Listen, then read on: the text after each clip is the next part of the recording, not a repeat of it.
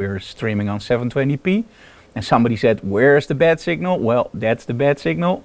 So I'm doing everything myself today. Of course, Anouk is besides me to do our live chat. So we're gonna start our bumper and then we're ready for this.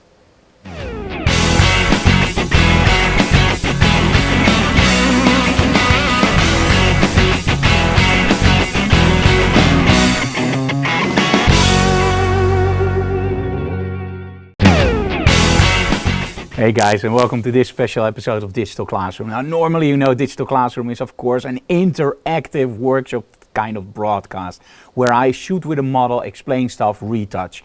And you guys love it, and that's what we appreciate a lot. And that's also why some other companies are now asking us to do digital broadcasts live for them. And one of them is Photowhoa. Now what is Photowhoa? Photowhoa has amazing wow offers. And that depends on what you're looking for. You can get videos, books, ebooks, presets, whatever you want. And Photowhoa always has a nice offer on that one. And they also do our instructional videos like Beyond Snaps, On Location, Mastering the Model Shoot. The only thing they don't do is our light meter video. So tell them you want that on Photowhoa too. I told them many times. So what I'm going to do today is I'm going to do it in a 1 hour broadcast. And you know me, it's... maybe it will take a little bit longer. I will talk about my two passions in life. And I don't mean Anouk and Batman. I talk about the two passions I love about photography. And that's actually street and travel photography. And of course, model photography. Now, model photography, you know, right? It's shooting models. But what is street and travel photography? Well, street and travel photography is really cool. Now, we travel a lot. And that means we see a lot of different places. And what's the best thing as a photographer? Then also take pictures of those places. But you can do it many, many different ways. For example, you can just look at something and go like, yeah, that's interesting, and take a shot. You can do the Kodak points, meaning you go to a location which is famous. For example, the Golden Gate Bridge will be in San Francisco in about 1.5 weeks, kind of week? Yeah, 1.5 weeks. And you can go to the Golden Gate Bridge, you stand on one point, you click, and that's the Kodak moment. You don't want that, of course. You want something special in your shots. Now, I prepared some shots, which are over here on my Cintiq, and I will show you those. And I will tell you little stories about the shots, how I get them, what the technique was, and right after that, I go into model photography. And the cool thing is, you will see some, well, differences, of course, but you can also see a lot of stuff that is actually pretty... well, it hits each other, it connects. So let's start. I'm going to switch to my screen and we're going to show you the first few images. Now, one of the things that I always love to do is find weird stuff. Like you can see here, the stop fade. Now, this was actually in LA and we just saw these signs and I was kind of like, this is really interesting, and somehow it just called out to me. So I shot it. And at the same time, we also saw this. Hype instead of hope. Now, these kinds of things you often don't see if you don't pay attention to it. But as soon as you start paying attention to it, you can actually start seeing them. Now, let's experiment something a little bit. There we go. Now you can actually also see me, so you see me talking to you guys. Maybe that's a little bit more interesting, but you can see my hands, and I always talk with my hands. Now, one of the things that's very important in street and travel photography is actually getting up really, really early. Now, I'm not Moose Peterson, because Moose Peterson will get up at 4 o'clock in the morning and I go like, never. I don't care about the most beautiful light in the world. I will not get up at 4 o'clock in the morning unless I have to fly. But being up very early, having a jet lag, that's actually a pretty good idea because you can't sleep anyway. So this was actually shot in Times Square. Now, if you know Times Square, it's always very, very busy, right? So having something like this and the guy also running towards an arrow, it's pretty unique because Times Square was actually pretty empty here. And that's waking up in morning very, very early. Now, the other thing I love to do is people. And you guys know it, right? Model photography, people, they go hand in hand. But I don't want people on the street just going like, yeah, I'm walking. That's too easy. What I want to do is actually make sure that I get something interesting. And for example, I took this shot. And I love the way that this looks. You see the guy, and by the way, he was okay. You see the guy lying on the floor, and you see her just passing by and just looking down at him. And somehow this image just struck me as very intense and just got a certain feeling. Now these are all my old travel photography shots. I'm going to show you some newer one later on, and you can see how I grew in the travel photography. Now another thing that I love to do is have humor in my shots, and we're going to talk about that later because that's more difficult, but I still want to show you those shots. Okay, now another thing that you can do is, of course, you can find locations. Now a lot of people go like, okay Frank, I'm totally inspireless, I don't know where to go, I don't know what to do, and how do you solve that? The first thing you have to realize is the best locations are the locations that hit home. Now what do I mean with hit home? You have to find your passion. Now for me it's always a little bit more rundown, a little bit more urban, a little bit grunge, and I said grunge by the way. And what I mean with that is I like it some rough edges on my locations. Now one of the things that you do during a trip is of course do your laundry, right? Because you have to have clean clothes. You can't bring clothes for 14 days. So you have to do laundry. And this is where most photographers go like, yeah, that's where my wife goes to the laundromat and I stay in the hotel or I go sightseeing. I kid you not, the laundromat, it's the most awesome place for me because that's where I love to do some photography. For example, look at this shot. Now I have to be honest, we don't go to laundromats that are high-end. We go to the really, really bad laundromats. But hey, that's for photography and you're there anyway, you're stuck there for an hour. So better grab that camera and take those shots because it's always cool. Now I have to be honest, we did some tinkering with the image. We made it a little bit more rough. But you can see how many options you have there. And laundromats, guys, I kid you not, they're awesome. Now the other thing that I love to do is of course is play with shadows. Now this one was shot in LA and you have this Venice Beach, and one of the most beautiful things about Venice Beach is you can just walk around and just shoot the people that are there. Now with your camera of course, don't say Frank say you can shoot people, it's not a good joke, no. But you see the shadows over here and it doesn't even matter that the sun is behind them and you can only see the silhouettes. I just love the way that the shadows work here. Okay, now let's talk a little bit about using the lenses, because one of the most answered questions is what kind of lens do you use? What kind of material do you use? Well, I always use, of course, a Sony A7R II when traveling, or a Sony A7R before that. And before that, I used the Fuji, and before that, I used the Canon. And the fun thing is, remember, it's only a camera. It's only a camera and a lens. Nothing more, nothing special. It's only tools. The nice thing about having a good camera is that you actually get better image results. But is that important? No, of course not. It's all about the story. And some of the best shots I actually took with my iPhone. Because, well, the best camera is the one you have with you, right? So don't think, oh, I can take good images because I didn't bring my fancy camera. Now the thing that I love about the Sony A7R is that you actually have a really small camera and you have 42 megapixels and you have great lenses. So it's a great travel camera. Now the lenses is something else. You have different kinds of lenses. Now some people will say, okay, I want to shoot primes because primes are the prime lenses, right? Those are the sharpest, those are the light sensitive lenses. And that's totally true, they're awesome. But imagine this, you're walking on the street, and you have a 35mm on, and on the other side of the street something happens. You only can shoot that with the 35. So you have to switch lenses really, really fast. Or you walk on the street and you have your 80mm on, and something happens and you want the building also in the scene. Doesn't happen, because you have an 85. So I'm a very, very big advocate of using zoom lenses. Now the one that I love is the 35 to 200. The problem is it doesn't work on the new A7R II. Sony has a 24 to, I believe, 240, which works great. But I find the lens, I did a review on it and I was very, very enthusiastic. But for myself, I find it a little bit too slow.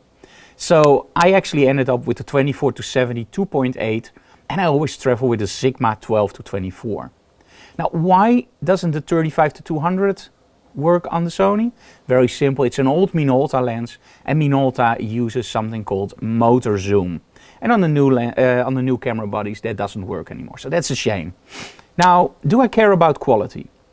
Yes, of course. My images have to be razor sharp, and I want my images to speak. On the other hand, I find it more important that I get the shot. Because if I get the shot, I have the shot. And if I have the wrong lens on it, that lens can be 10 times sharper, but I don't get the shot. So in the end, yes, lenses matter, but with street and travel photography, take the best lens you can get, and that's, in my opinion, a zoom lens. Now, when we talk about zoom lenses, let's go to the 12-24. Without a problem, that's my favorite lens to walk around with and do the funky stuff, the weird stuff, the weird angles, the images that make you go, those kind of images.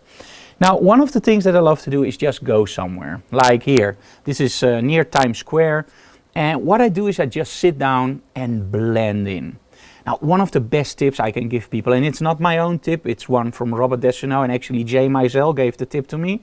Find the stage and the players will come. Now, if you live in Emmeloord, you can wait forever for the players to come. The only player that will come here is some guy that doesn't compute very well. That he's the Emmeloord's player, but you don't want to shoot him. It's actually, you do want to shoot him, but then without a camera. So you know what I mean. Now, the players in a scene like New York, it's cheating, because 24/7, 7 days a week, 365 days a year, the parade comes by. It's awesome. But it also means that people don't mind being shot. For the very simple reason they don't even see you. They're totally obsessed with their own world. So you can just sit down, find the stage, and those players will come. Now in this case, I was just sitting down, and you see how close I'm sitting to the crosswalk? And people just walk past you, and you can shoot up really, really cool shots. Same here, that 12-24 gives you that real majestic look, in this case with the buildings. And that looks pretty interesting. Now of course I'm looking for some other shots. And look, for example, at this. This is also a 12-24. And the fun thing about this is actually, this was done during a photo walk I did for, I believe, the nature reserve in the Netherlands. And they wanted me to do an educational walk with photographers. And I was just going like, but I don't shoot nature. And they go like, oh, we don't care. You can talk nicely and you will figure it out. And I was going like, okay, so I will figure it out. And one of the things that I found interesting was that there was nothing interesting going on. It was a forest where we were walking and it was raining. Dutch weather, thank you very much. And at one point I just said, you know what, if you want to make an interesting shot, create the shot. If the shot isn't there, create it. And what we started to do was, these trees aren't actually that tall. So what I did is I took the 12-24, put it on the camera, put it really close to the tree, aimed it up and took the shot. Now what you see is a majestic tree. It's awesome, it's big, it's gigantic. And that's what a wide angle lens does for you. It gives you a really messed up view of the surrounding areas. And the same can happen if, for example, you do it like this. This is actually in Cuarto Cuarto in Mexico. So we did a workshop there, great people, and we walked all the way up and we saw this statue, and I was going like, in a week I want to shoot that statue. And she was going like, yeah, no problem. The only problem was it was on private property. And the big nice thing was the private property also sold sodas. Now we're Dutch, so of course first I tried to get the shot without buying a soda, but the guy was going like, no, no, no, no, no. He probably recognized I was Dutch, so I thought, you know what, how much is this shot worth, how much is the soda? And you know how Dutch people are, we made the calculation, and in the end we just bought a soda, and I also gave Anne a weak one because it was hot.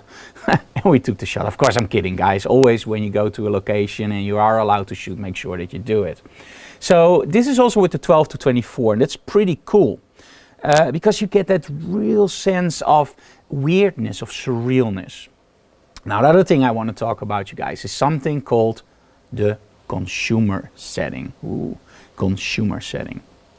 You know what a consumer setting is? I know you know.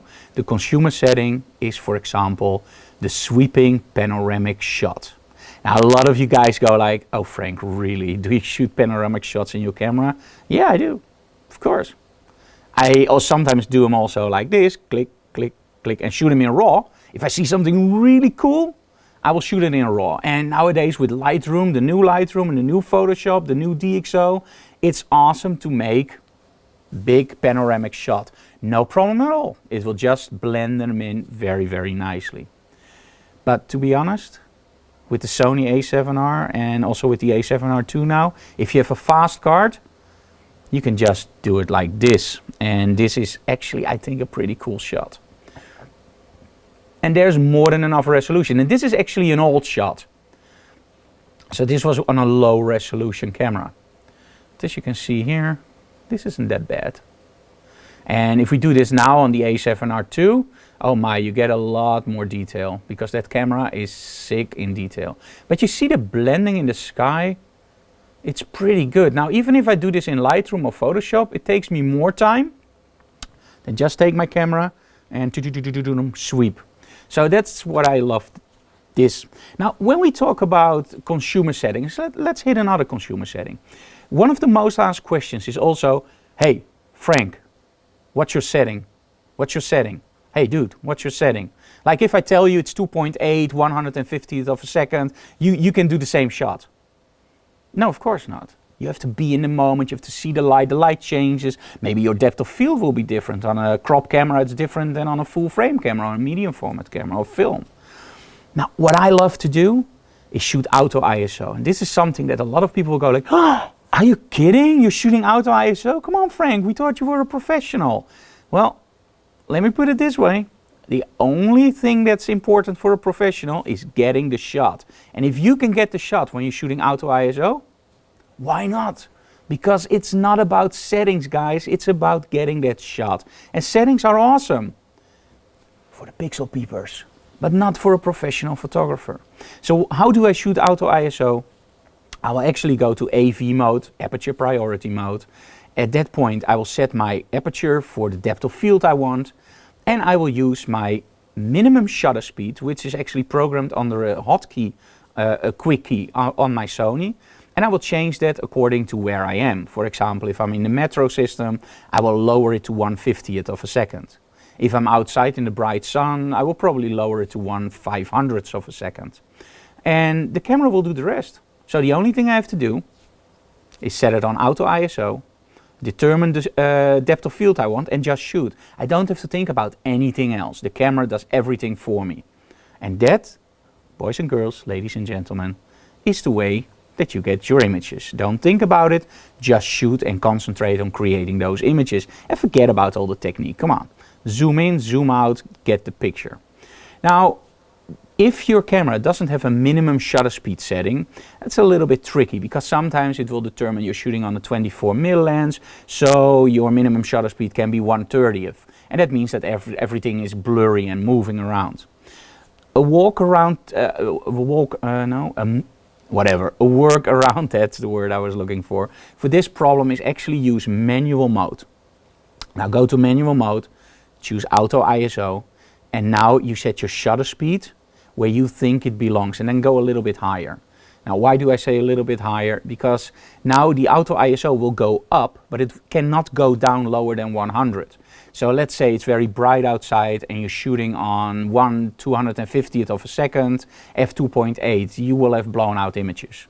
Because the ISO can't go lower and you're stuck on that 125th or 1/500th or whatever you set your camera to.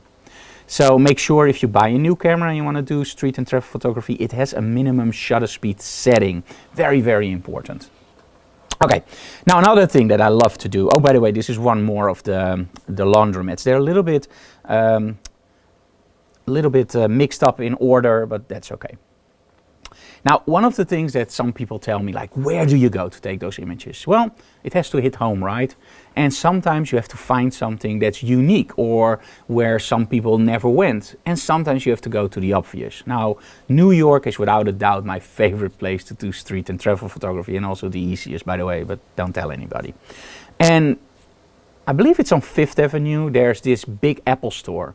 And this is an awesome Apple store. It's glass and it has this beautiful elevator. Now, if you go into the elevator and you aim your camera, you know what, I'm just going to show you guys.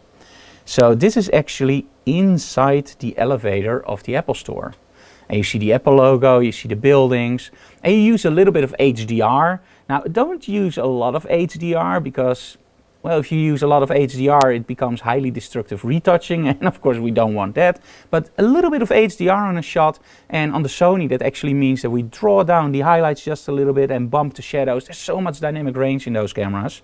But this is in the elevator, and ladies and gentlemen, we're going down. And as you can see, this is a totally different look. I like the other one a little bit better. The fun thing is, you can also use the stairs because they're from glass, so you see all the people walking around. And this gives you a totally different view of a building. Of course, you can also shoot it like this. I love the lady looking here over the buildings, and it's okay. And this one I also liked. Now, you see that I'm using a very angled shot. Now, it isn't a Dutch angle. And I wasn't drunk. This was intentionally. Why I did it is I just love the way that everything now moves that way. And especially with a wide angle lens, that gives you a really cool perspective. Okay. The other thing that I love to do is do stuff that people say, that will never ever work. And what will never work? Tell me. What do I hear? Shooting through a car window? Is that what I hear? Yeah, I'm pretty sure I heard that. Now, shooting through a car window. Why should you ever shoot through a car window? For the very simple reason, you're in the car. If you have to stop and get out of the car, take a shot, get into the car, it means you lose a lot of time. And also, when you have your wife with you, you will probably end up with your wife bitching around. I mean, I never get out of the car, and I never was married to a photographer, you know? They don't want that. So you just shoot through the window of the car. Make sure you're not driving, by the way. Or if you're suicidal, don't tell them I gave you the tip. But shooting through the window of a car, let me see where I have those shots.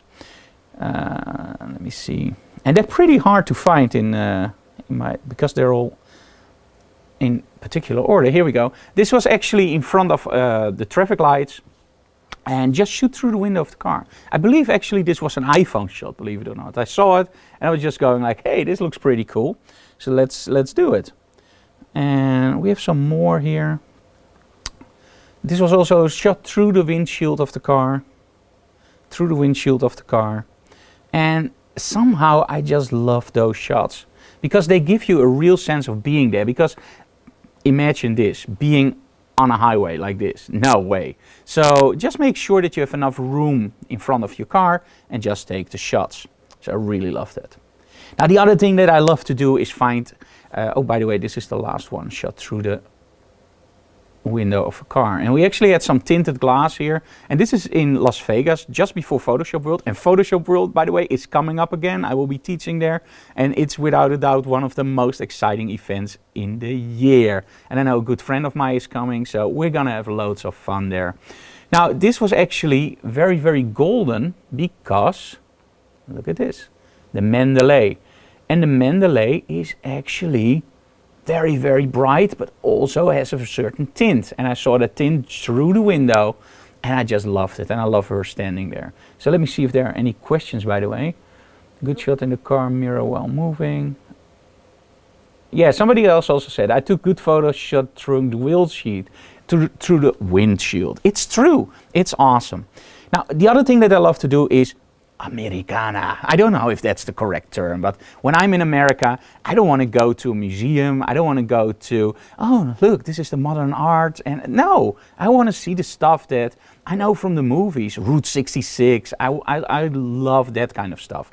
And actually, I love to find this kind of stuff too. Now, this is on the road to Route 66. I believe this is not literally a Route 66, but the story goes, this is the last gas station where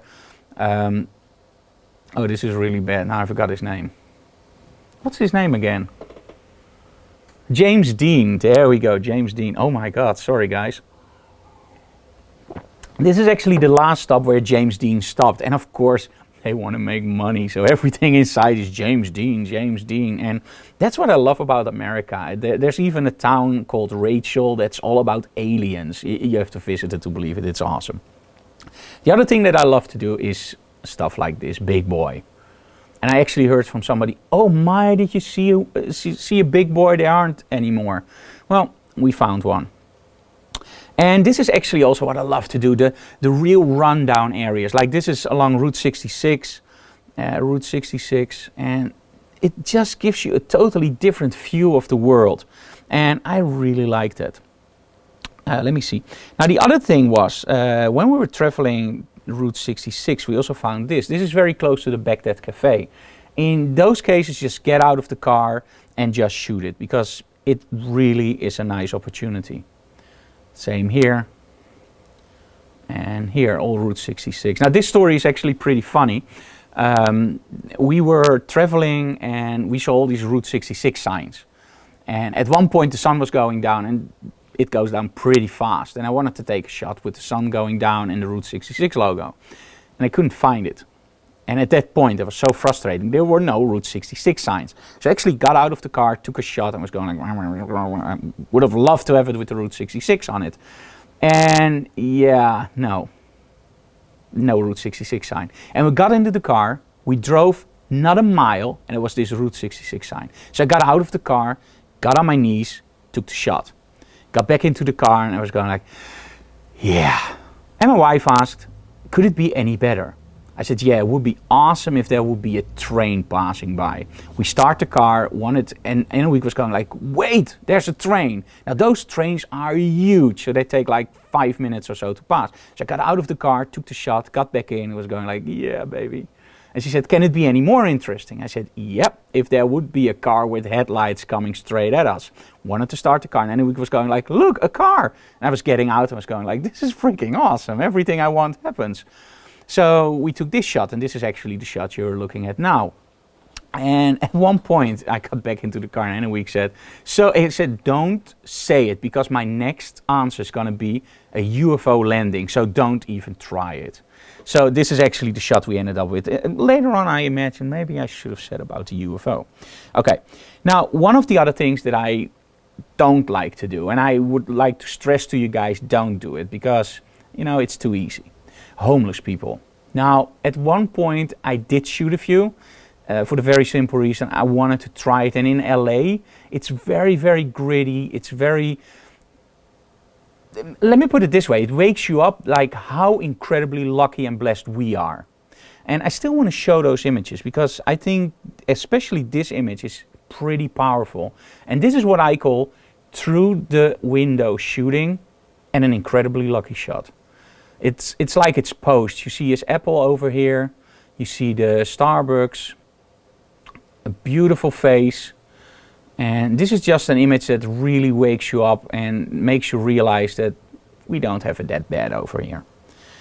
And another thing is, now this shot, he's not shot, don't worry, he was just drunk. And this shot is actually out of focus, as you can see here. It's pretty bad out of focus. And this is where, and a lot of people know the joke, but this is where the joke actually started. I shot this through the window of the car, loved the shot, and I was bummed that it was out of focus. I was going like, oh my, this is bad. I see one of the guys saying in the chat, I was thinking the only thing missing in this photo is a UFO. You're absolutely right, and I agree, so maybe in Rachel next time. Okay, so this guy was actually laying there, and I was bummed. The image was out of focus, and I just started playing with it, making it black and white, adding a lot of noise and contrast, and at one point it struck me like, this is awesome, it looks like film. And people love the shot. And trust me, if you zoom in and it's black and white, people don't even mind it's a little bit out of focus. In color, it looks terrible. I'm not even going to show you. Let me see if there's some questions. To edit on the sky, by example, the photo by James Dean is a bit too much in my opinion. Too many differences between light and dark. Actually, Gerben, that shot wasn't edited at all. Let me see if I have the shot here. Maybe it's your internet compression that you see that. Let me see where that shot was. There we go. So maybe the internet compression makes it a little bit weird, but this is yeah, this is how the shot looks. Now the other thing that I love to do is of course shoot people on the street, like for example this guy who didn't want to get shot. Well, no problem at all. This guy, I love the way that he's very proud in his bookstore. This was actually shot at a local Starbucks, and don't be afraid, those people don't mind. And now I promise you guys humor, right? I love humor in a shot, but you have to find it. Like for example, you're traveling and you're walking around for an hour and you're thirsty and you go like, oh my, I have to get something to drink, and your wife forgot the drinks and you're almost struck with heat, and then you see a sign like this. No swimming. Really. It's in the middle of the freaking desert. Why do they put a sign there, no swimming? Now, of course, I know that sometimes it can get flooded, I guess. But it just struck me as very, very peculiar. Now, when we talk about swimming, you know that part where you sometimes have your beach couches over there, really nice, and you're lying there with your nice, how do you call it, your towel. You go swimming and you go back and there's this guy in there with tattoos. And I don't want to stereotype, guys, don't worry, but a big guy, right? And you go like, that was my chair. And he goes like, what? And you go like, oh, you can have the chair. Just give me my towel back. And they actually found something really interesting for that. And it will never happen to you guys again if you hire these two guys. Yep. This is Humpty and Dumpty. And don't touch the chairs. Now, this was no Photoshop. I kid you not. And I took it literally in a few seconds. And this is where you always should have a camera. Don't put the camera in your bag, but just take the camera with you. Because if you take the camera with you, you can take the shots. Okay, the other thing that I love to do with humor is actually playing around a little bit. And sometimes you can force it, like going on Halloween. And I love this shot. These are the guys sitting outside, the crooks, and inside is actually the police. I don't know if they're having donuts, but again, is some questions here. They look more like HDR. I know they look like HDR, guys. I'm using the Sonys, and the Sonys have a tremendous amount of dynamic range. And of course I do edit the images, but the only thing I do is I lower a little bit of the highlights and I raise a little bit of the shadows. And again, they are incredibly dynamic, those cameras. If you don't like the look, don't worry. You can just leave them flat, but I love that look and I love contrasting my shots. Also remember that you're seeing this on YouTube. In other words, YouTube isn't very kind for the shots, and I'm using screen sharing. So the quality of the shots is actually probably much better than you see here. Go to my website and you can see the images in the street faces, for example. Okay, another question is, Frank, I'm too shy to take photos of strangers. Any advice? You already took the first step by asking a question to this stranger. And I'm not a stranger, of course, although I'm strange sometimes. But that's another story. Now, don't worry. The only thing they can do is say no. That's the worst thing that can happen, that they say no. But in most cases, they will say yes. And let's be honest, if somebody dresses up like this, like a crook, they want to get shot, right? That's why they dress up like that, to give attention. Now, if you see somebody like me or Anna walking around, we look pretty normal.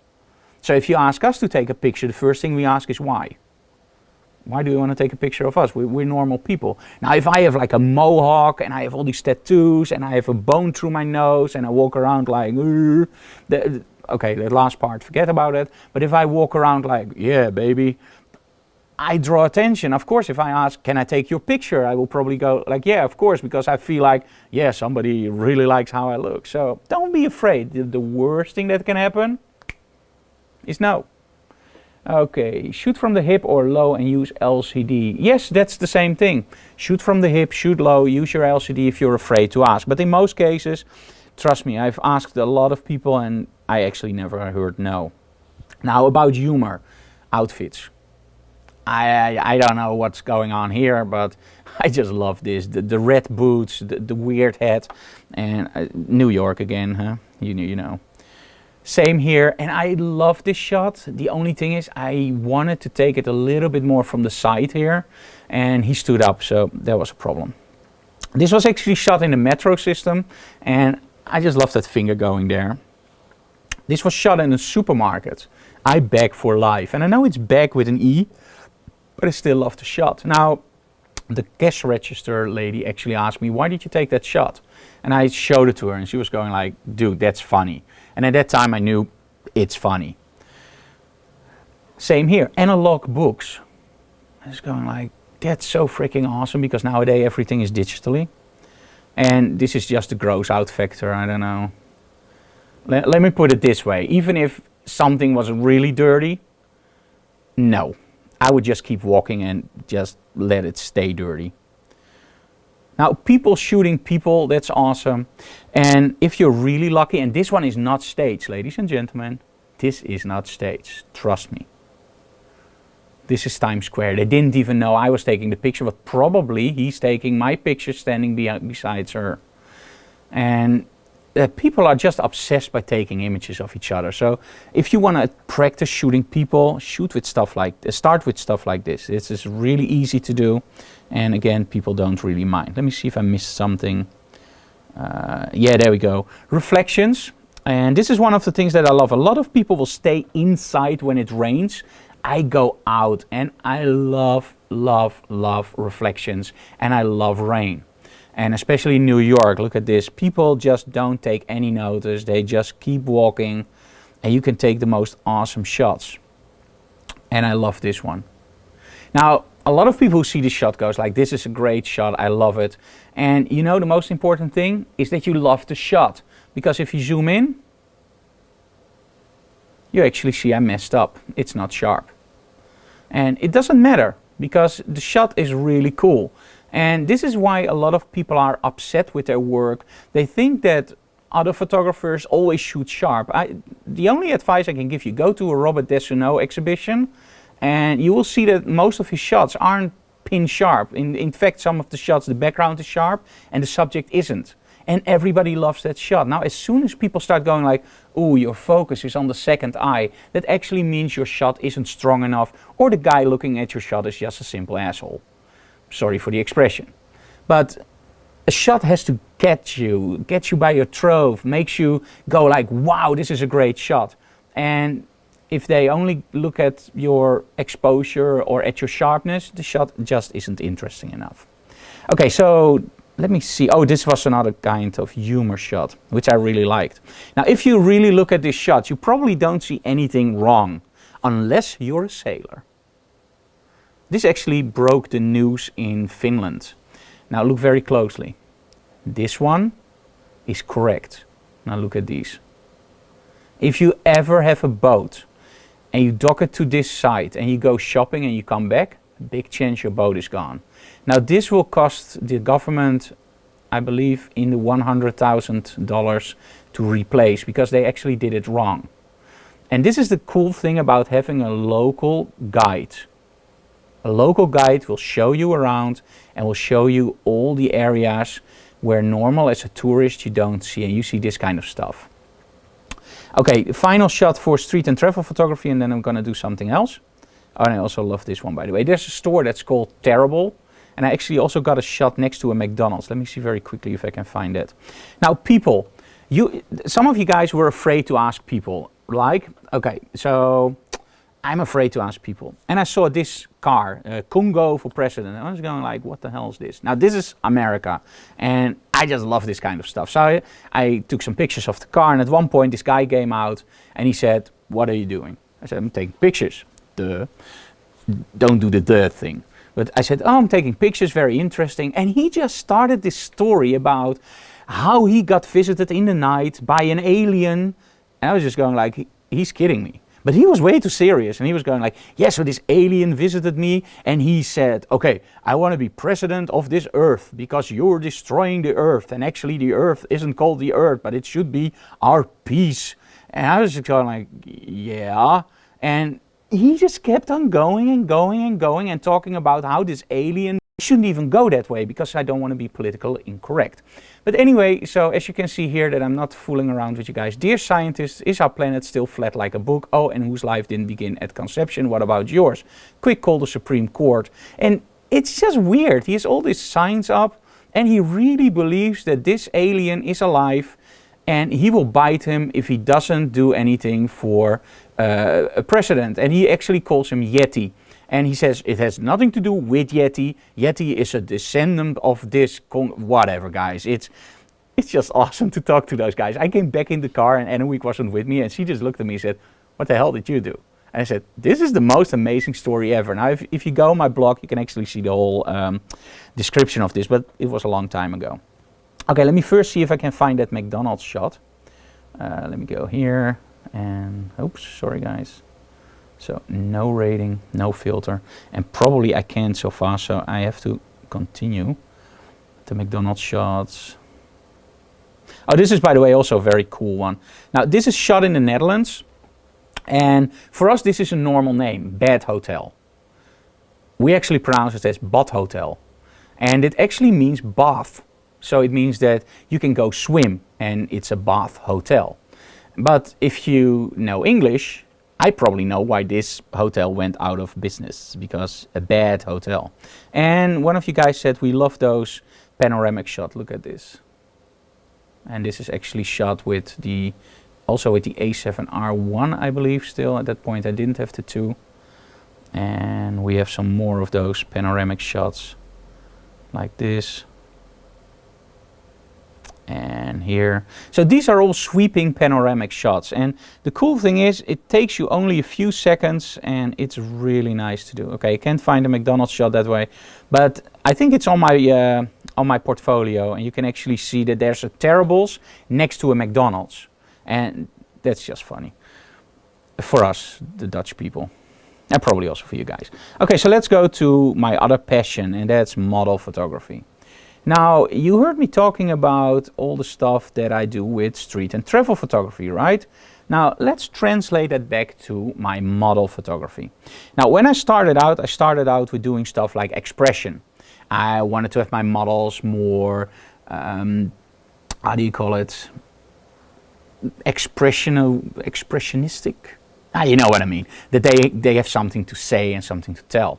So I started with this, and of course also with this, and now you see the wide angle coming in, and a shot like this was actually started. This is so cool to tell you guys. We're now in digital classroom, right, and we're many years later. I don't know, this was from 2010.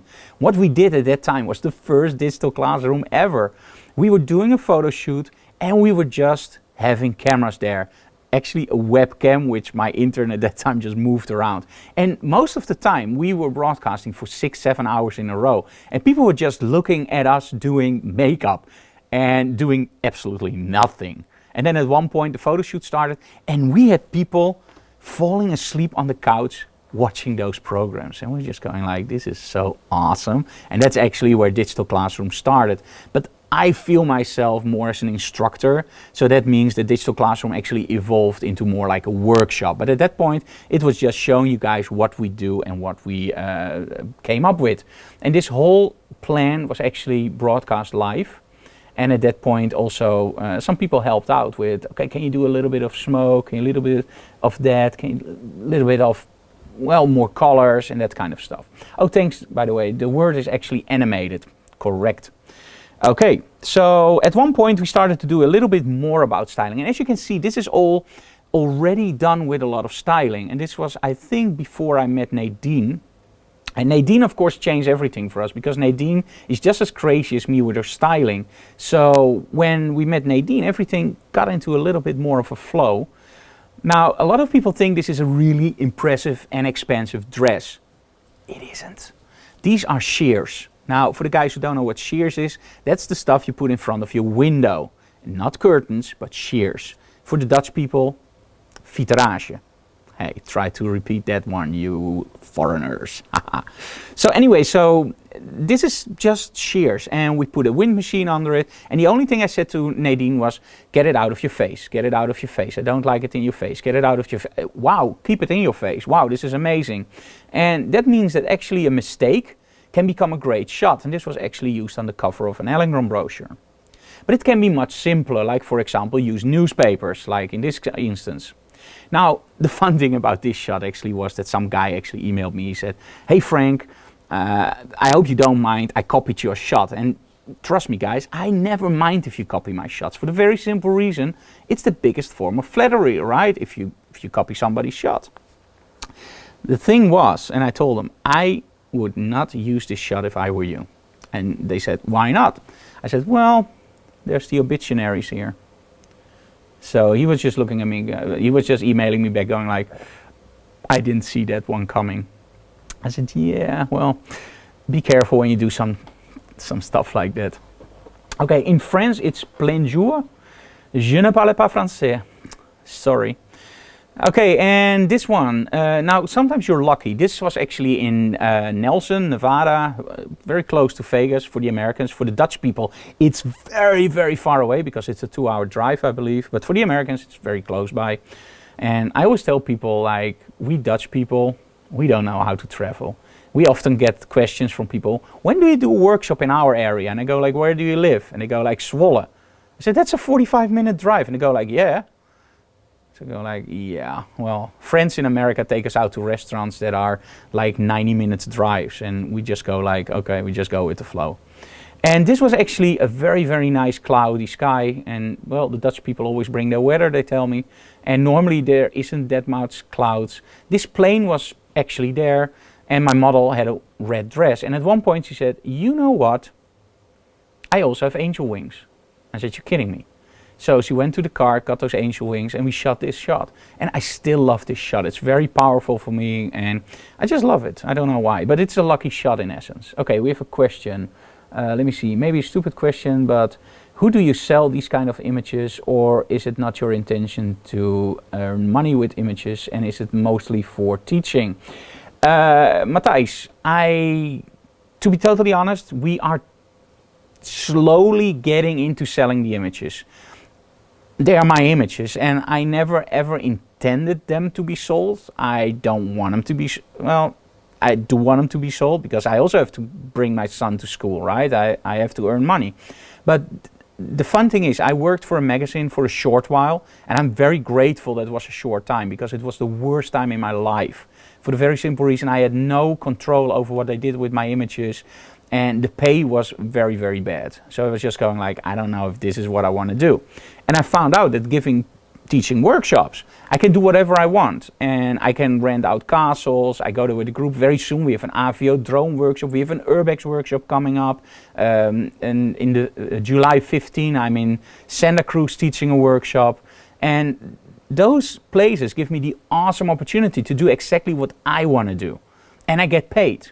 So we never ever even talked about selling images, but nowadays a lot of people keep asking it, so we're slowly starting to sell images. Actually, end of week I believe we now have some exposures for sale, right?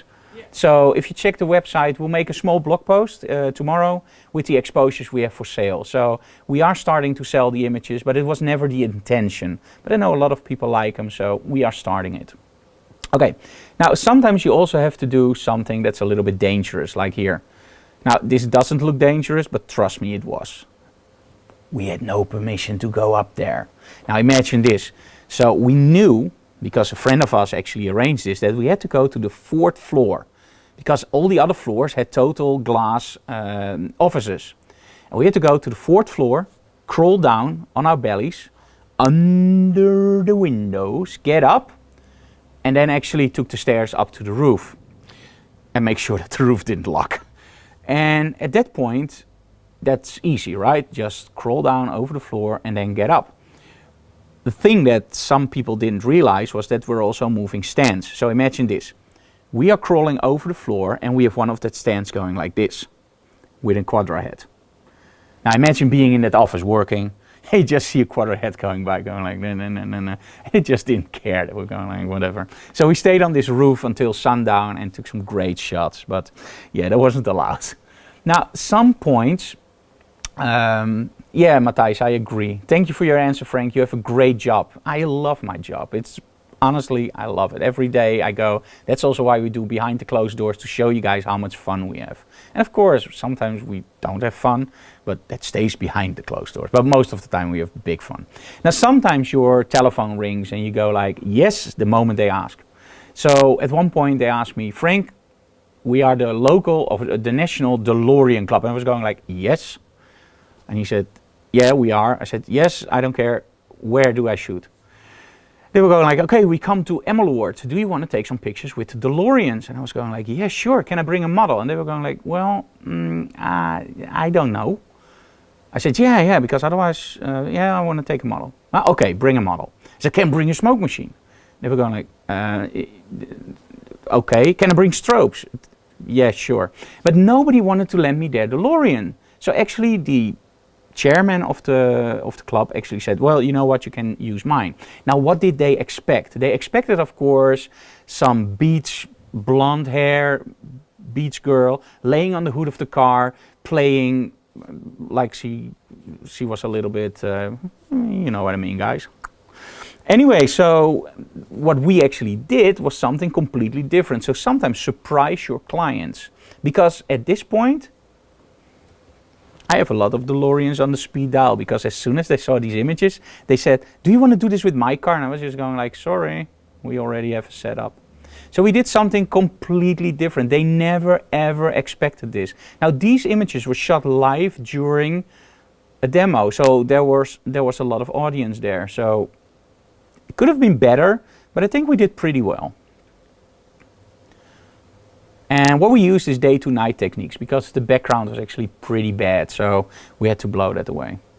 The other thing is, of course, if you don't like the background, use smoke. Like in this case, we used a lot of smoke on the background. And sometimes you have to do something else. Now, what I love to do is I love to be on the edge. And at one point I asked Ellen Grom, and that's very good friends of us and a sponsor, of course. And I said, do you have some UV strobes? And they were going like, what do you mean? I said, black light. And they actually had one that I could borrow. Now, those are not for sale normally. They're used for very specific applications. And I had the opportunity to play with them for a week. And these are the shots. And I kid you not, the reason she's wearing sunglasses is actually because she had to wear sunglasses. So we used some fluorescent water, and we actually throw it against the model, and we painted her hair also with fluorescent paint. And as you can see here, you get these amazing shots. And here she's just laying on the, sitting on the floor. This is Nadine. I just love the way that black light looks, and you get these really weird shots. Cool. Now, one of the other things is smoke can really make a difference. And on some locations you can use smoke, on others you can't. One of the biggest things for us was teaching one of the workshops in the UK at Legoland. And Legoland is a really cool location, but somehow I wanted a little bit more smoke. And the fun thing is, as soon as the organization starts helping you. So this is actually the entrance of Legoland. And if they help you out a little bit, you can take a shot like this. Now the fun thing is, I have to tell you guys this, and I'm a really nice guy normally, but I'm never gonna do this again. Nadine was posing there, and there was this little girl coming up, and imagine this, little girl, ponytails, really nice, and going like, hello, is that a real princess? And I was just going like, yeah, that's a real princess. Do you want to take a picture with her? And she was just going like, oh, can I? I was going like, sure. So we brought her up to Nadine. I took 2 or 3 pictures of her, gave her back to her parents, and there was this other girl coming in, like, oh, can I take pictures too? I was going like, yeah, sure. You know how many children there are in Legoland? Next time I'm just gonna tell her, is that a princess? No, it's a witch and she's eating children. And I don't care if they cry, but it took me 1.5 hours to take pictures, and my students were just going like, Frank, really cool workshop, showing kids how to, so never again. Of course we extended the workshop time, and I also tell the story a little bit more juicy than it actually was. Okay, the other thing is, what kind of strobes do I use? Now, one of the first things you have to realize is you don't need special strobes per se. What you need is an eye for light, because a lot of photographers are controlled by their lighting, but you should actually be in control of your lighting. Don't be afraid of shadows. Like this shot was done purely with natural light. I love the harshness of the light. Where a landscape photographer will tell you to get up early in the morning, I will tell you to wait for that really nasty, harsh sun quality, because that's where images start to pop and really start to act. Another one with smoke during one of the workshops, and I love the way that smoke blends everything together. And now wide angles, remember the wide angles? Here we go, in model photography, but find those lines like here. If you just use a wide angle, it won't work. Trust me, a wide angle will distort, it will look funny, your model will look like a smurf. It's not a good thing, trust me, not a good smurf, a bad smurf. And when you find these curves, these lines, that's where the lines actually start to work for you. Okay, another thing that you can do outside is use gels. Like in this case, we used a green gel on the model, balanced on the model, and the background will turn on magenta. Here we use very, very simple lighting, backlighting. And sometimes you have to be smart. If you have a problem, I always tell people, don't bitch but switch. Don't think about, oh my God, this is a problem, I can't solve it. Like in this case, we wanted a very strong backlight on Nadine. And we love the flare here, but the problem was this floor was reflective. Actually, the weird thing is this was Beltcraft Studios, and they charged us £100 extra in, how do you call it, insurance, that we didn't scratch the floor. I kid you not, that floor, we had to look for a place where there were no scratches. So I thought that's £100 gone. In the end, we got the money back, so I don't know why they did it. So anyway, we had this big reflection on the floor and we couldn't solve it. We couldn't flag it out because at that point you saw this here. And you know, the simplest solutions is often make sure that it's not a problem anymore, but it becomes a solution. And that's why we put the rocking chair, the rocking horse in there. Very simple solution, just put it in there and tell people it's supposed to be that way. And if you tell people it's supposed to be that way and the image rocks, people will believe you. The other thing is using new technologies. Now, when the ELCs got released, we wanted to play with them, of course, and we got them actually 1 year before they were released. And that's a very, very cool opportunity to really test stuff out, help Allingram, of course, determine what are the good things, what are the bad things. Well, actually in the ELCs there are no bad things. It's an awesome, awesome strobe. But we learned actually that we could do stroboscopic effects. Now what we did here is we used one ELC on this side and gave it 3 strobes on low power. And in the end, one big flash from an ELC standing on this side. So we used two, one on the left side, one on the right side, and this one strobed 1, 2, 3, boom. So this gives us this really cool shot. And the fun thing is, we used the modeling lights to render this area here. And Nadine is of course wearing red, which makes it a little bit more stand out. Same image, you think, only this time we only used modeling lights from this one. So it didn't strobe. You see the difference? Here it's strobed. So you see 3 instances of the model before the final one, and here it didn't. So here we actually had a delayed strobe. So we had 1, 2, 3 constant lighting. In the end, boom, there we go.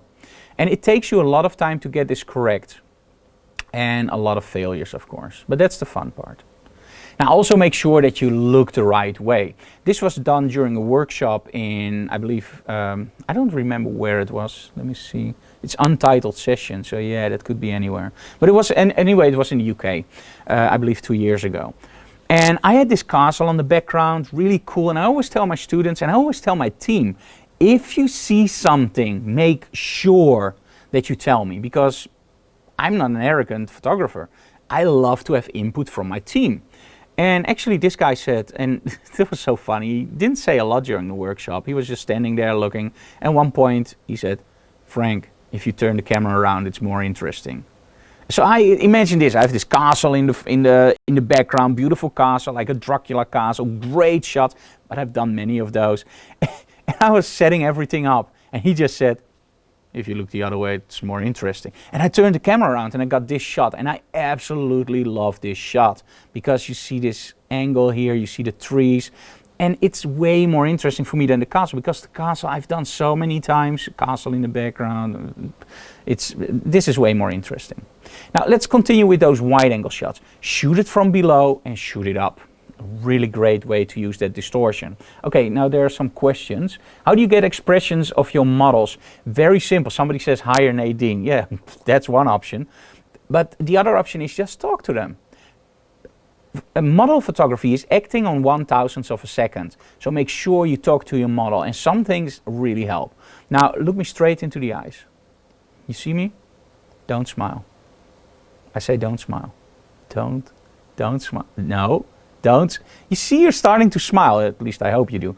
And that works because smiling, you do with your whole face, you do with your whole body, with your toes. Smiling comes from everywhere. Now, as soon as you ask a model to smile, you get something like this.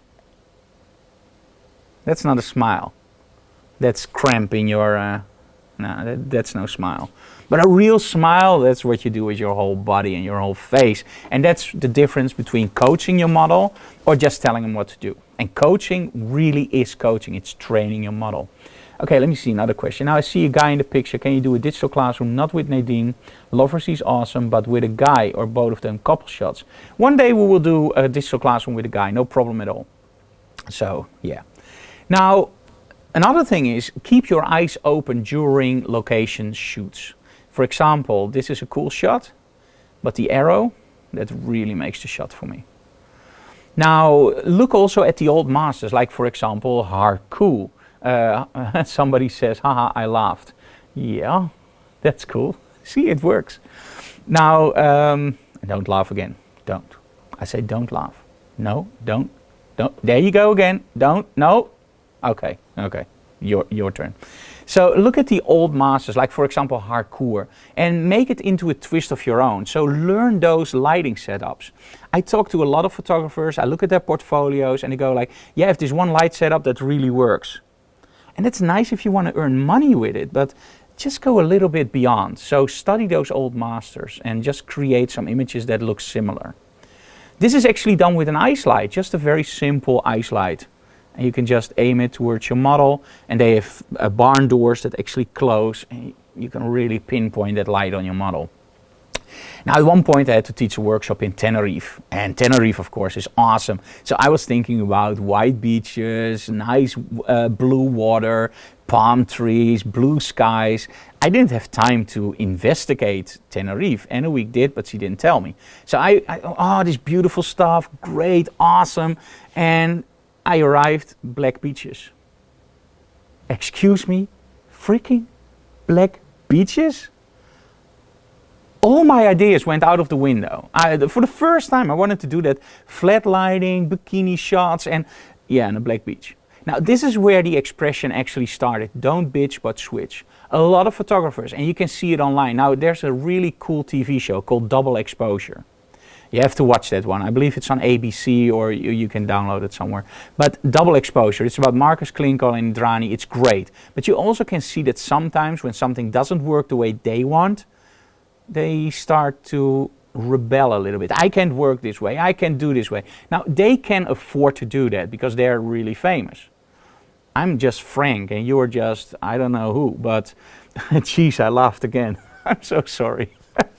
Anyway, so you can't do that stuff. You can't be a diva on set. So what you have to do is don't bitch, but switch. And that will surprise your client. Because if something goes wrong, don't go like, oh, sorry, I lost my strobes, I can't work this way. No, just improvise. And just change the styling a little bit. And there we go, we have black beaches. And in the end, I loved it. Because who has the opportunity to shoot on black beaches?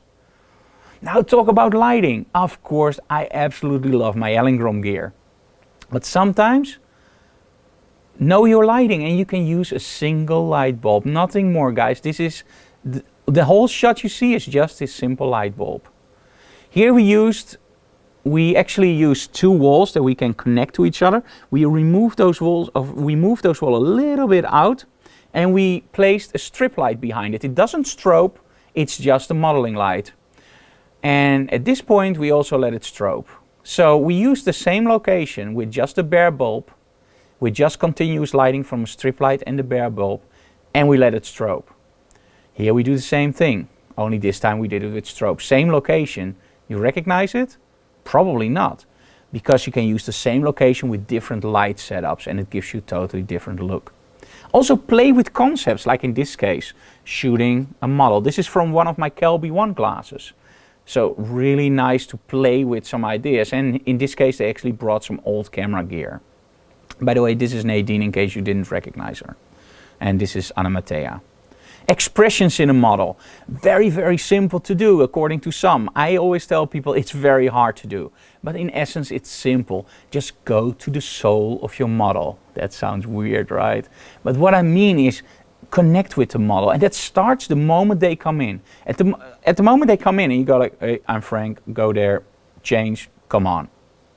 That doesn't work. You have to talk to the model. Hey, how are you doing? And do you want something to drink? Show me your portfolio. And don't go through the portfolio. Crap shot, crap shot, crap shot, crap. No, go to the portfolio. And if it's a crap shot, you just tell her, you look beautiful on this one. Don't tell her it's a crap shot. You look beautiful on this one. And if she doesn't look beautiful, you just go like,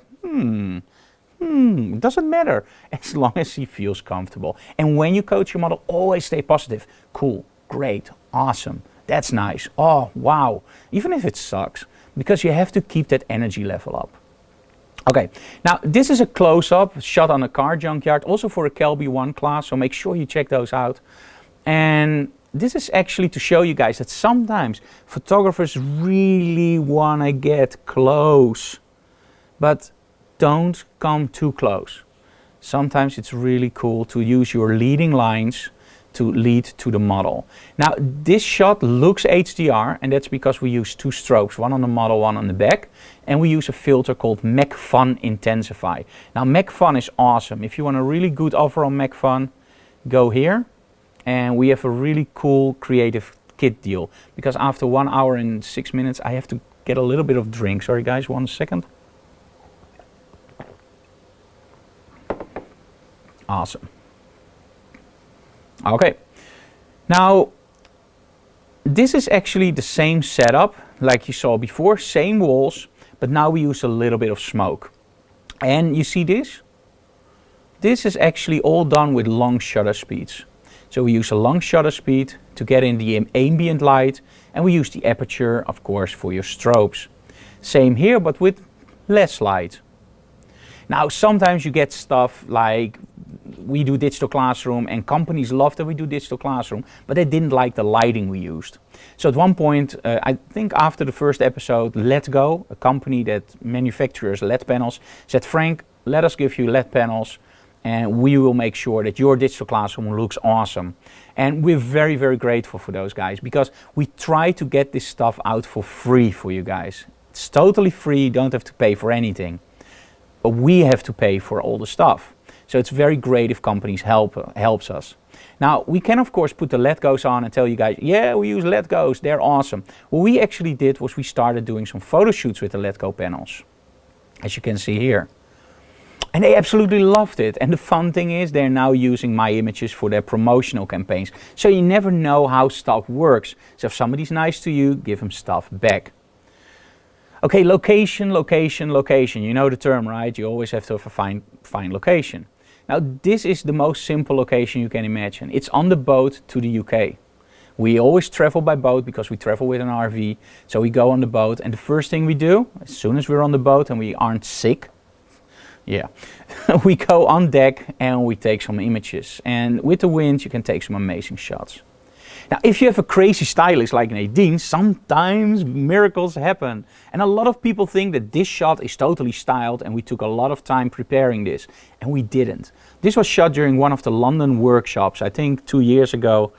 And what we actually encountered were all these pumpkins and this sign.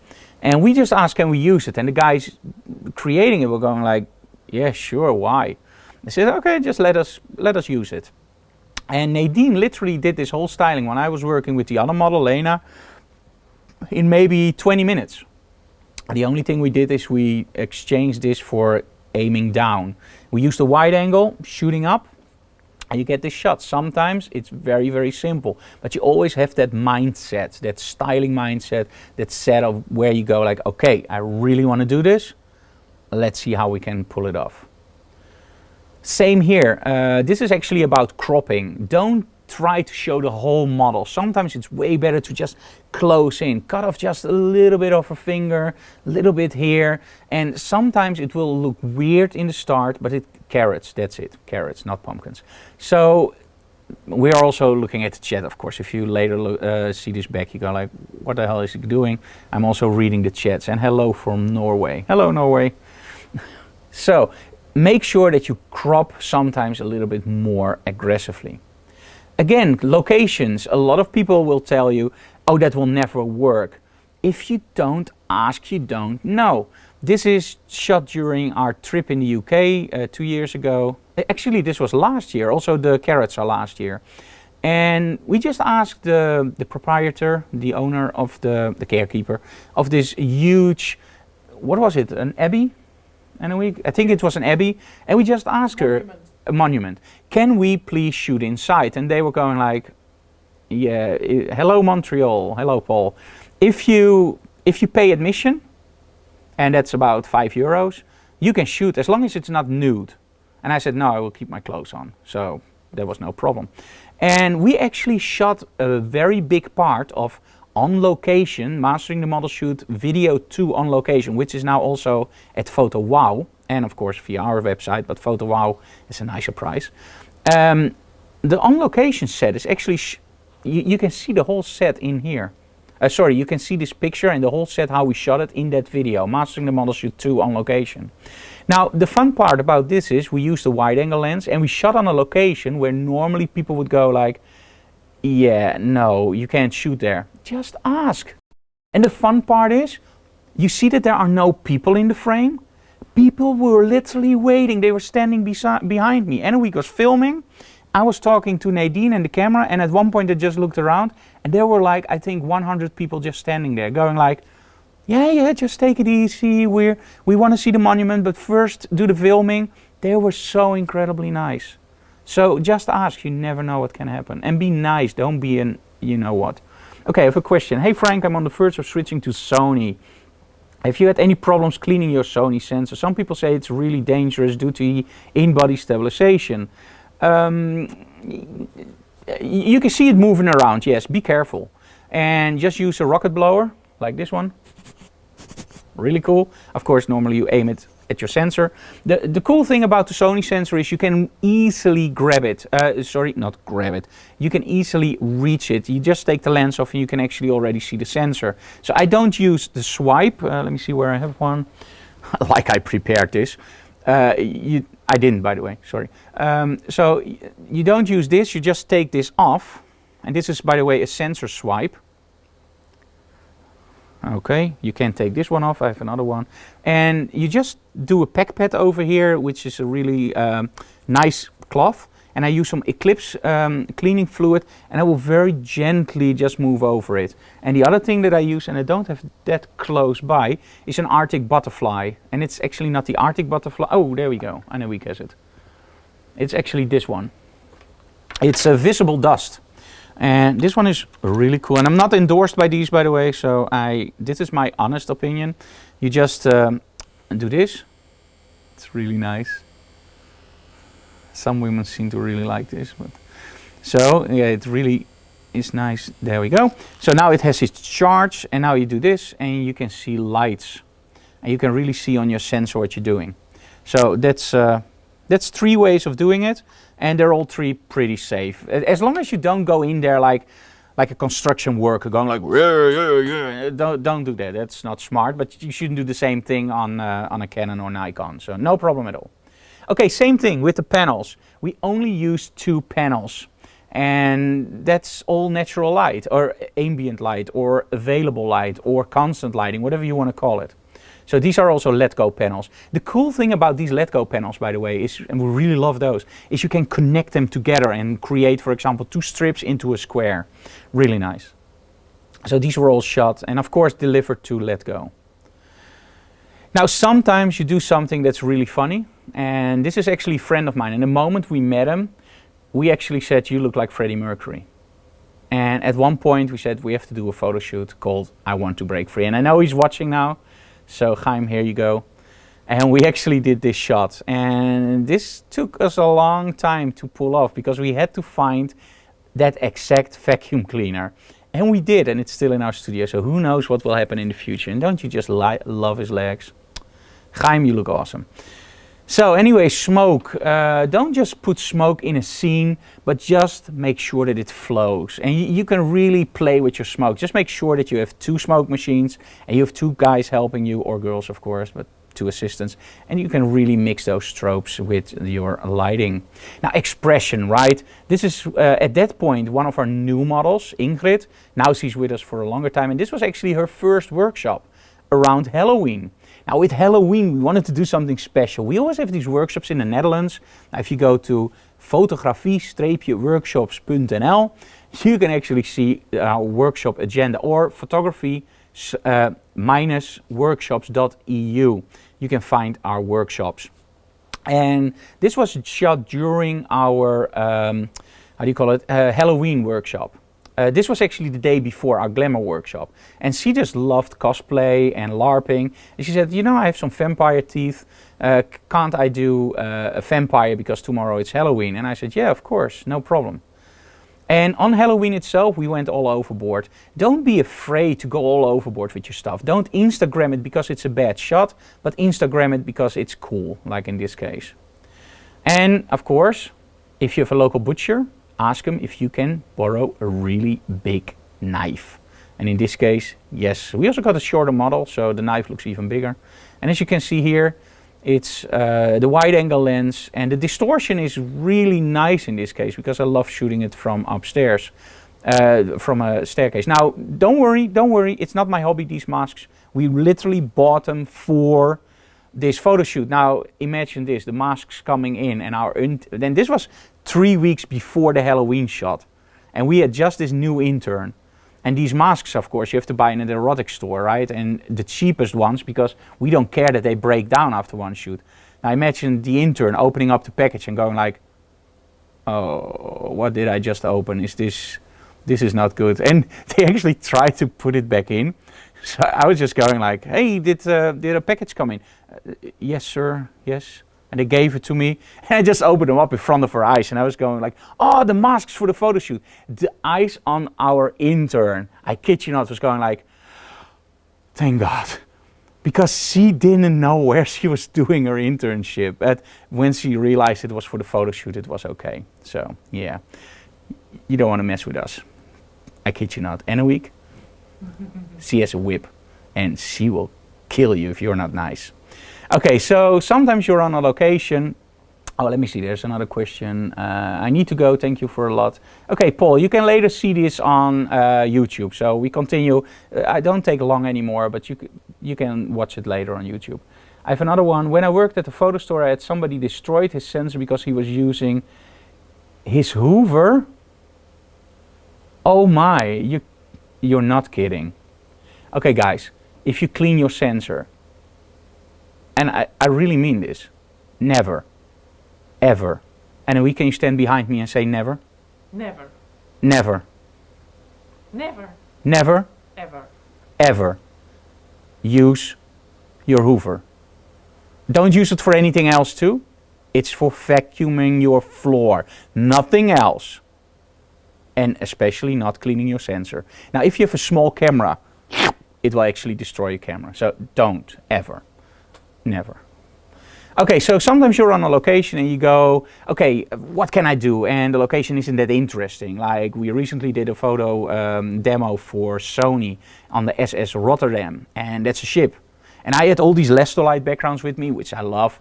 And at one point I was just going like, I don't know, I like the area better. And this is actually where you start doing some funky stuff with your backgrounds. Like we had these curtains here, and now if you have a styling wizard like Nadine with you, she can find something that fits in that set. And the only thing I had to do was create some funky lighting. So don't ever have the excuse, I don't like the surrounding areas, there's nothing interesting going on. There's always something that you can do with it. The most simple things, like in this case, this was shot during our open day, open house. Very simple material on the background, some strobes behind it. Make sure you put the modeling lights off, by the way, because otherwise it's gonna smell. And of course our model. Now also use colored gels. This is something you see a lot, and we do a lot more nowadays. This was shot in New York with the 100 megapixel Phase 1. I absolutely love the Mamiya Leaf and Phase 1 series. Really cool stuff.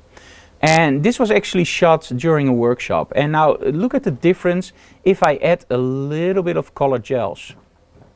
See the difference? Makes it way more interesting. Now if you up the ante a little bit and you start using a lot of colored gels and you use smoke and you do it on a trade show floor, you get this stuff. Now this is something I want to touch base with you guys. Now some people will see this and go like, yeah Frank, of course. This is 100% Photoshop and you took hours to get this shot, and I don't want to brag because I absolutely hate photographers that go like, you know what I can do?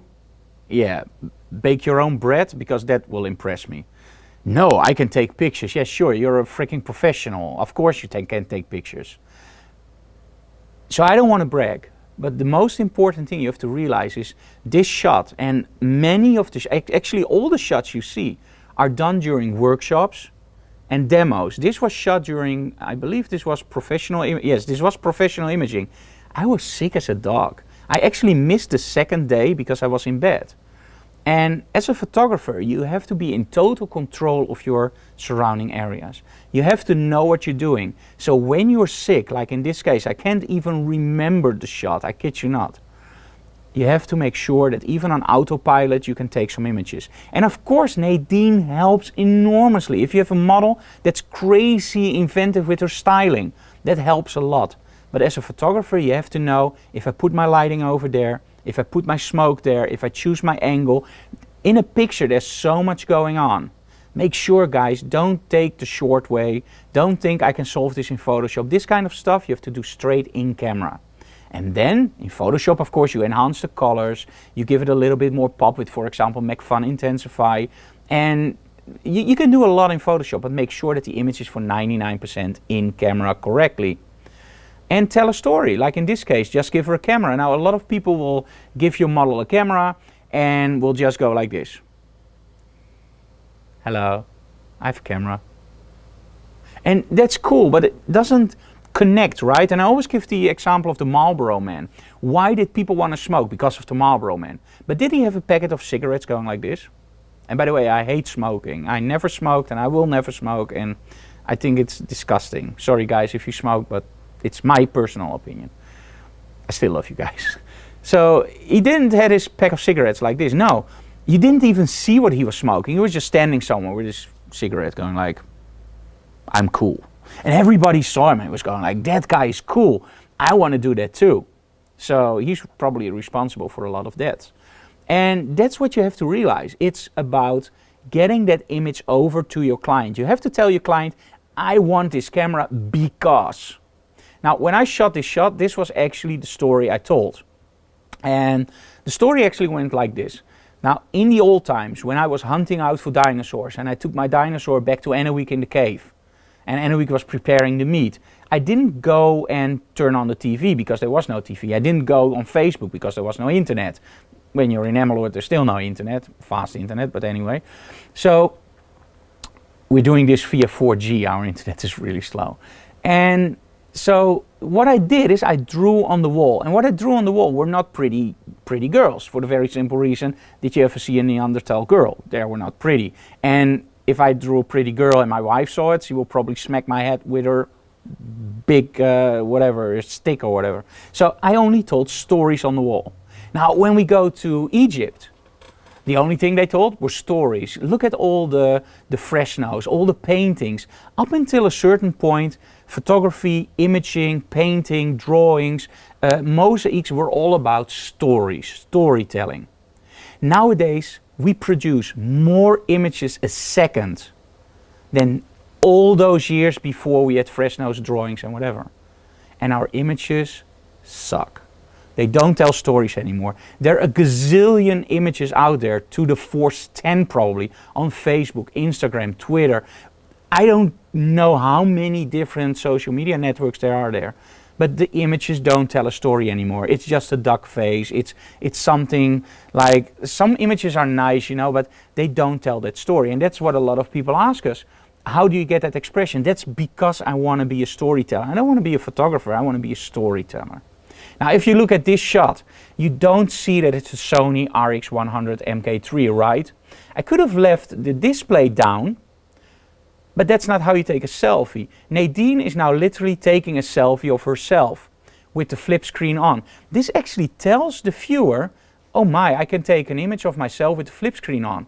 The only thing Sony has to do if they want to use this image commercially is take a little picture of the RX100 in the front, flip up the screen, the perfect selfie camera, and for everything else. Now that's a lifestyle story, right? This is for everything else, but also for the guys who want to make a selfie. Now when we do behind the closed doors, this is actually the camera I film everything with.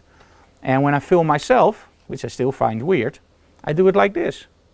Because now I can see on the screen what I look like. I don't want to see it, but it's handy for composition. And when I want to make pictures, I just do it like this. So very, very simple tool. But you have to pronounce that also in your story on the screen. So make sure you do that. Sometimes you also have to follow your feeling. I'm a big fan of Batman, Joker, whatever. I love comics. So if you ever want to make me happy, bring some stuff from Batman. So at one point, and this is where you have to realize, you're now messing around with something people are passionate about. So make sure you do it right. And I hope I did it right. We had a mask from the Joker. And we actually did this photo shoot during, I believe, a digital classroom. Now, one of the things you have to realize, you can do this the easy way and just get a Joker costume. But I don't believe you have to get a Joker's costume. What I believe is that you have to do a little bit of shopping and create the costume. Now in this case, Nadine was kind enough to help us out with almost everything from the costume. So I believe the mask was from me, and I think everything else except the coat was from Nadine.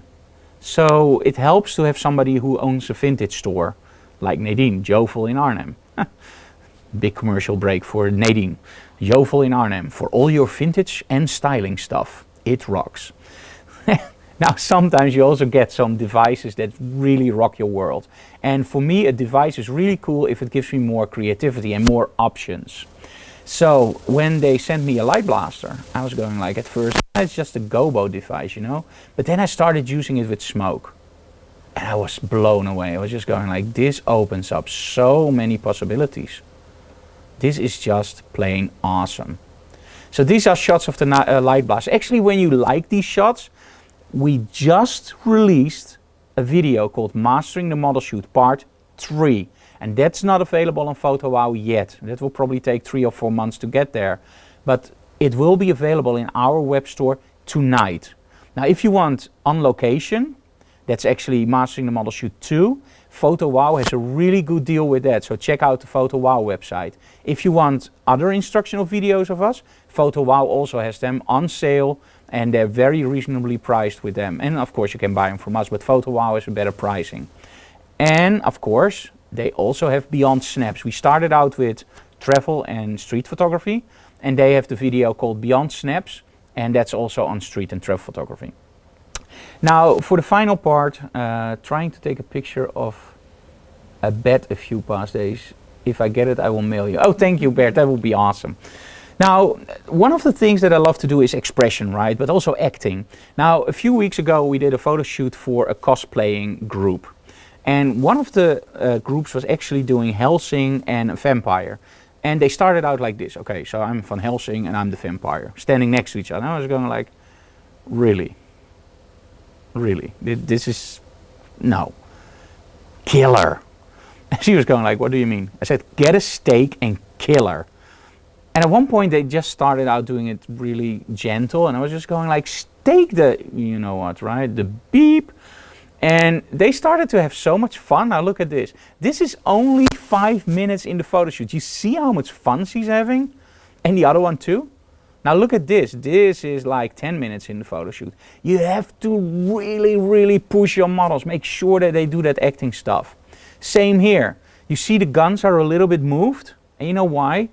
I let her do that scream, but somehow it wasn't totally convincing. And I said, do you know Scarface from Al Pacino? And she said, yeah. I said, okay, think about that final scene. He's covered in coke. He's standing in front of that mob. He's just going like, say hello to my little friends. I say, and do it all over the top. As he started moving those guns, and I just took the shot. And of course, it's a little bit moved here, but her face is sharp. And what's more important, that expression or technique? Of course, expression. Now, sometimes I also love to do compositing, like in this case. So the castle in the back isn't real, the cross isn't real, and the grass isn't real. Well, actually it's real, but it were different shots. And we just put them together. The rogue and the smoke and the model were 100% real. Let me see, there was another question. Oh yeah, if somebody comes from Germany, Ruhrgebiet, that's actually Dortmund, I believe. Frank comes to Balf near Dortmund on Sunday. Yes, we only have 2 spaces left for that workshop. It's a castle workshop, only 2 spaces left. So guys, be quick. Okay, the other thing is, sometimes the simplest light can be the best. This is a ring light, very, very distinct shadows. I just love that. And of course, a good stylist. Look at the hair of Nadine over here. This was shot during the workshops in the UK. Okay, we're almost there, guys, so bear with me. Now, new techniques give you new options, like the new Allengram Skyports. They make it possible outside to shoot on a higher shutter speed, wide open. And you can take shots like this, day to night, and still shoot on 2.8. And don't be afraid for the sun, just catch the sun in there. Here you see that wide angle again. Make sure, and one of my students, I hope he's watching, had some problems with wide angles. And the only thing he had to change is make sure of that leading line going into your model, like here. It goes into the model and then the model comes. And you don't see that distortion anymore as something that's ugly. You see that distortion as something that works. And sometimes don't be afraid of your end result. This is also done with that delayed that delayed strobe. And as you can see, this was a lucky shot. What we actually did is, Ingrid is moving around here and is captured actually by one of the let go panels. And after 3 seconds, the strobe went off. And I just love the way that she ended up out of my frame. This is 100% straight out of camera. We only made it black and white, added a lot of noise because it was actually not 100% sharp. And I actually zoomed in a little bit here. Okay, now on location, what you can do is maximize that location. Make sure you do that. These were actually shot. Nobody saw these before. We're going to put them online right after this broadcast. And this was actually shot during the workshop this weekend. And what you see here is a lot of photographers will show you everything. Don't do that. Make sure that you get the final image in your head and then just choose areas. Make sure that it's recognizable, but you don't need to see everything. Hello, Italy. Have you never thought of to come down here? I would love to come to Italy.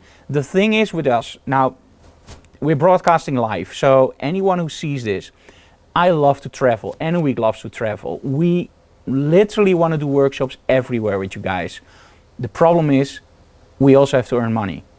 And it sounds harsh, right? But it's the reality. I love workshops, but I also have to eat and I have to feed my family. If you want us to do a workshop in your area, please contact us. But we need some things. We need a group over there to teach the workshop too. Now, if you're one photographer and you say, hey, come over to Italy or Spain or Poland or whatever and do a workshop, that won't work. Now, if you have a photo group or you are a company and you want to hire us, please contact us. We have very, very competitive prices for that, and just email us because, again, we love to do the location workshop. So we don't charge like sky-high prices. We love our work, but we do need to get there. We do need that travel to be paid, and we need, of course, a group to teach for because in the end, we do have to earn money, and education is where we earn our money. So make sure if you want us to do a workshop, just email us and we can work something out. Okay. So you see here that I choose different locations and different views of that location. And I just love to go really close on the model. And sometimes that lower angle, and again you see that leading line of her arm going up, and just make sure that you do that. Now this was shot actually in the rain. So sometimes you just have to do it really, really fast. And it's raining and she's already having that styling. The worst thing you can do is say, oh my God, it's raining, let's go inside. Because your model is all styled up, your strobes are there, everything's there. Don't ever stop, just keep shooting. And if your gear isn't watertight, make sure you have an umbrella. Okay, now here we use the gel behind our model on the top, and one just light in front of the model, just aimed at the model to create a little bit of a normal look over here, skin tone. And back there, just a blue gel aimed down at the staircase. Now, the moment I saw these doors, I knew what I wanted to do. Place a strobe behind it, shine through, And this is actually shot with only the strobe outside. So the model is actually lit by the strobe outside. Now if you see behind the closed doors from June 25th, so it's on the same channel, June 25th behind the closed doors, you can actually see how we set all these shots up. And you can see that in this shot we actually had an umbrella on top of our strobe because it was raining cats and dogs. Now here we use that same wide angle again for that really weird look, that going up look, that majestic look. I really love that. And here we actually added a blue gel on the front strobe. So no natural light, no normal color anymore, but a blue gel. And as you can see, it helps if your model can act a little bit. And that's something Nadine can do. Really nice. Okay, so if you guys have any questions, just ask me now. And if I don't see the questions coming in, I will tell you one more final time that this was done in cooperation with Photowhoa. If you go to the Photowhoa website, you can actually download our instructional videos, and they have really good pricing for them. And one of the things that I really like is for you guys to get Beyond Snaps, that's about travel and street photography, and of course On Location Mastering the Model Shoot Video 2. Now Video 1 Mastering the Model Shoot, the light meter, is actually on our website, and today we're releasing Mastering the Model Shoot version 3, which is all about creativity. Now if you love Digital Classroom, and I know you do, we have a new episode of Digital Classroom on August 24th. Now we don't do one in July, and why? Because we are in the States. We are at Photoshop World, and of course we teach one workshop in Santa Cruz. So for that, I think that concludes our broadcast for today. And of course Digital Classroom is made possible by BenQ and Rogue Expo Imaging. And make sure to check out those brands, and especially BenQ. If you want a really cool monitor, I use their 27-inch SW2700. It's a really cool monitor, Adobe RGB, really cool. And Rogue actually just released their new Frank Doorhof Flashbender version 2. So make sure you check those out. I see a question coming in. I missed the whole workshop, will there be a rerun? Yeah, there will be. As soon as I stop this recording, it will process it and it will be online for you guys. So again, check out Photowhoa for our instructional videos. Check out our blog, because in about an hour we will make public that we have a new Mastering the Model Shoot 3 instructional video. Guys, thank you so very much. And if you want, subscribe to our YouTube channel and support us via Patreon, because thanks to Patreon, we can keep all this stuff free for you guys. So, thank you very much for watching, and we'll see you guys next time.